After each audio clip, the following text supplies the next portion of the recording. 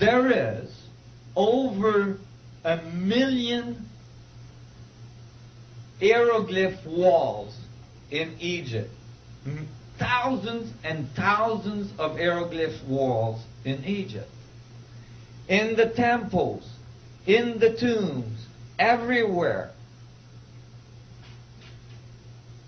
They tell us how they made love. They tell us how they eat. They tell us how they went to the washroom. They tell us everything about their life. Everything. Not one of those walls mentioned building the pyramids. What? They forgot? You're talking about something that would have taken a huge effort. You'd think they would have put at least a little wall somewhere saying, oh, by the way, we built the pyramids. No. None of that. In fact, the archaeologists say not only that the pyramids built, that the Egyptians built the pyramids, but they say that they built them as tombs. Okay. What's the evidence? Zero. Zilch. Not one pyramid was ever found to host a mummy. Not one mummy was ever found in a pyramid. Not one. And I'm not just talking about Egypt. I'm talking about all around the world. And it's funny because you know how they do all these like historic, History Channel and all this stuff. They have all these nice documentaries, and they show you where they found the pyramids and the tombs and all this and Tutankhamun and all this, and then they splice and they cut directly into the pyramids. So you think the mummies were found in the pyramids, but in fact the mummies were found. Most of the king's mummies were found in the King's Valley, far from the pyramid. Some of the pyramids, they had to dynamite their way into the pyramid. They couldn't find an entrance. When they got inside the pyramid, there was the sarcophagus, the so-called sarcophagus in the middle. It had a slab. Some of them had slabs that were like 40 tons slabs sealing the sarcophagus. They would unseal it, pull the slab off, still no mummy. What was their conclusions? Grave robber. Those grave robbers, they were unbelievable. They just walked through the walls because they had to dynamite their way in. So those grave robbers got there before. They must have walked through the walls, got in there, picked up the 40-ton slab on top of the sarcophagus, pulled all the stuff out, including all the bones and everything else, which, wonder what they would do with, and then, closed it back up, resealed it, just to make sure they didn't disturb anything, and then walked back out with all of this stuff. This doesn't make sense. Now, there's other things that don't make sense. There is nowhere on these pyramids that it says, I built this for my tomb, I was born then and I died then. You think if you build such a great monument, at least you put your name on it. That's all logical. Pyramids were not tombs. Pyramids were not built by Egyptians. No Egyptian text talks about the Egyptian building the pyramids.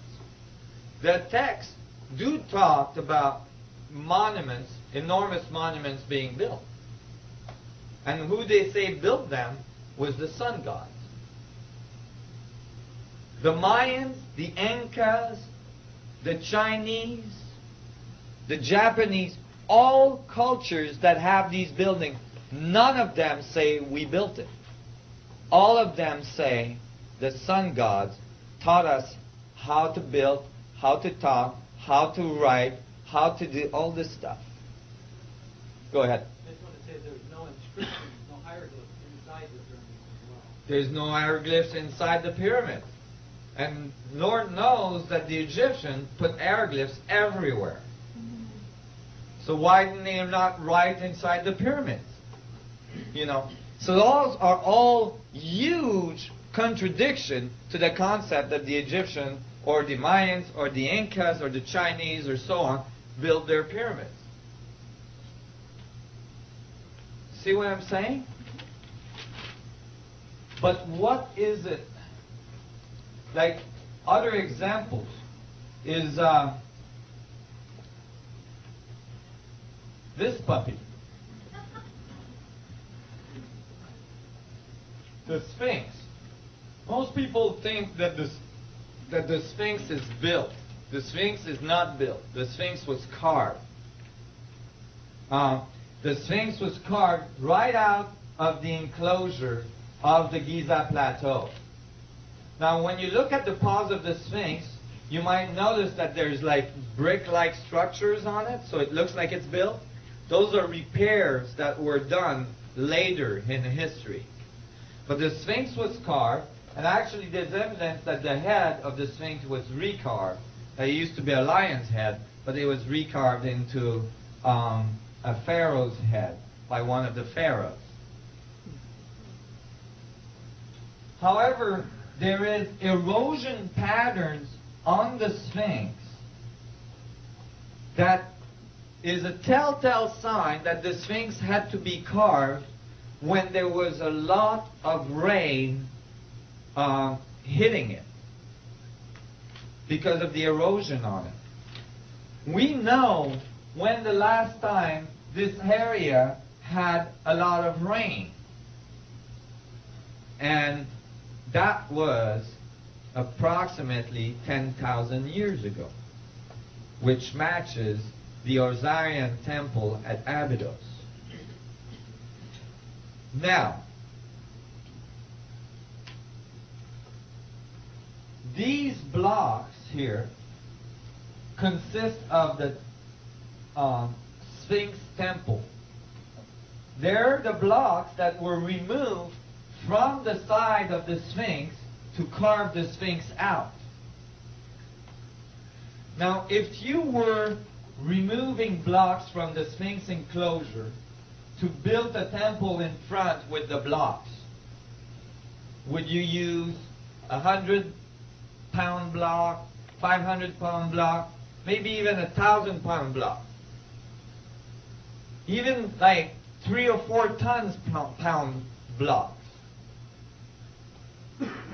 That would start becoming a problem with our current technology, especially in the sand, and especially if you got to stack them. Okay? But the ancient Egyptian or whoever 10,000 years ago built this didn't remove 100-pound block. They removed 200 tons block. And we know that they were removed from the enclosure because the stratification of the layers of rock matches where they were removed from, and you can actually tell which rock came from exactly where in the enclosure. 200 tons. See, this is a little person here. See what I mean? It's not trivial. You don't just grab a 200-ton block with your buddies and move it over there. The current we actually at this time lift about 200 tons with the largest land crane on earth. And we move it only from a truck bed into a boat. We can't roll with it. We can't go and like move it around the sand, and certainly we can't stack them on top of each other to make a temple. 10,000 years ago, somebody was moving 200-ton block with ease.